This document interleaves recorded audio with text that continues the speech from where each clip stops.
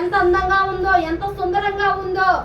మా వాళ్ళు అందరూ అంటారు, ఎందుకు ఇవన్నీ తీసేసావు, నువ్వు దేవుణ్ణి నమ్ముకున్నావు కదా, దేవుణ్ణి నమ్ముకున్నంత మాత్రం నీ తీసేయాలా, ఇవన్నీ తీసేయమని దేవుడు చెప్పాడా? దేవుడు ఎప్పుడు చెప్పడు ఎవరికి కూడా. దేవుడితో నీకు ఒక బంధము, దేవుడితో ఒక ఆత్మీయ అనుభవం నీకు ఉంటే వీటన్నిటి మీద నీకు ఇంట్రెస్ట్ ఉండదు, వీటన్నిటి మీద నీకు ఆశ ఉండదు అన్నమాట. పెట్టుకోవడం తప్పనమ కాదు, కానీ దేవుడు మొహములో ఉన్న వెలుగు తన ప్రజల మీద వెలిగింపబడింది. దేవునికి మహిమ కలుగునుగాక.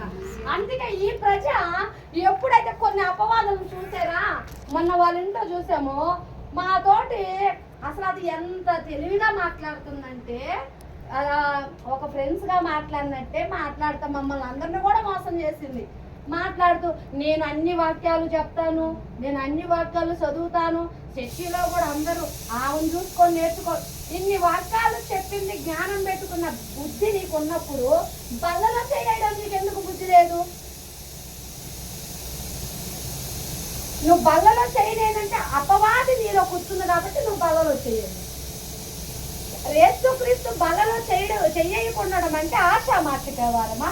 అది పరిశుద్ధ రక్తం. అది ఆమె అంటుంది కదా కూర్చొని, అసలు మాతోటి వరుస మార్చి ముగ్గురుతో మాట్లాడుతుంది.